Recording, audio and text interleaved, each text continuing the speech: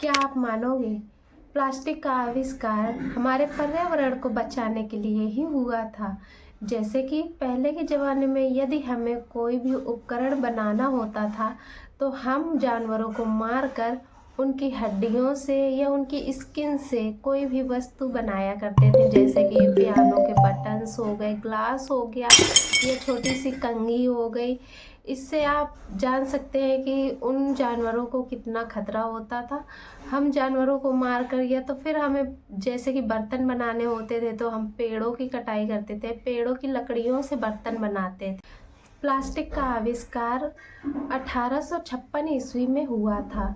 यह हमारे लिए सबसे बड़ी मुसीबत तब बन गया जब हम इसे सिंगल यूज़ में लाने लगे, जैसे कि बोतलें और डिस्पोजल्स की, जिसके लिए हमने कोई तैयारी नहीं की। जहाँ चाहा वहाँ फेंका, जहाँ मन किया इधर उधर कूड़ा बनकर वो आज तक प्लास्टिक तैर रहा है। जैसे कि हमारे दादा और परदादा के ज़माने का प्लास्टिक आज भी जिंदा है। वो जब से आविष्कार हुआ है उसका तब से आज तक विघटित नहीं हुआ है और ये हजारों साल तक विघटित नहीं होता। मतलब वो जो प्लास्टिक पहली बार बनी वो अभी भी मौजूद है और सुरक्षित भी है। जो खिलौने हमने खेले बचपन में वो कहीं ना कहीं मौजूद होगा, आज भी वैसा ही होगा, क्योंकि इसे विघटित होने में हजारों साल लग जाते हैं। एक सामान्य पतली सी पॉलीथीन को विघटित होने में 700 से 1000 साल लग जाते हैं। तो सोचिए कि जो इतनी प्लास्टिक हम रोज फेंकते हैं उससे हमारी जमीन बंजर हो रही है, नदियां प्रदूषित हो रही है, जिससे उसकी न जाने कितनी स्पीसीज नष्ट हो गई हैं। यह समुद्री जीवन के लिए बहुत बड़ा खतरा है। मछली, कछुए, व्हेल इसे भोजन समझकर खा लेते हैं और उसी में फंसकर मर जाते हैं। माइक्रोप्लास्टिक्स बहुत छोटे छोटे कणों में टूटकर 5 मिमी से भी कम ये कण हवा और भोजन के माध्यम से हमारे शरीर के अंदर पारिस्थितिकी तंत्र में प्रवेश कर जाते हैं।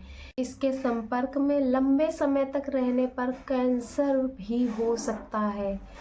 तो इससे बचने का सिर्फ एक ही तरीका है, जिसके लिए इसका आविष्कार हुआ था, सिर्फ उसी को हम बढ़ावा दें, ना कि सिंगल यूज़ को।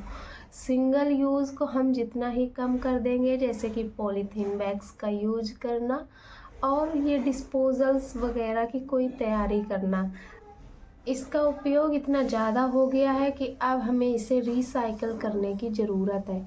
हाँ, बहुत सारे तरीके हैं रिसाइकल करने के और हो भी रहा है, लेकिन एक बहुत अच्छा तरीका ढूंढा है चीन ने।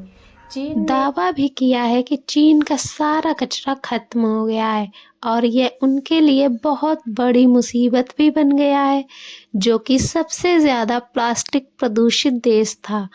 चीन ने अपने देश के कचरे को, प्लास्टिक को जलाकर बिजली बनानी शुरू कर दी, जिसके नतीजन प्लांट पर बनी बिजली से सबको फायदा ही हुआ। इससे इतना विघटित किया कि उससे निकली राख से रोड बनवा दी, जिससे ना तो एयर पोल्यूशन हुआ, ना ही जमीन, ना ही समुद्र। वहां पर वेस्ट टू एनर्जी प्लांट 11,000 हैं, जिसके नतीजन वहां का सारा कचरा खत्म हो गया है और ये बाहर से कचरा खरीद रहा है $7 पर टन और 40 से ज्यादा देशों को ये फैसिलिटीज भी दे रहा है। क्या हमारा भारत भी इसमें शामिल होना चाहेगा?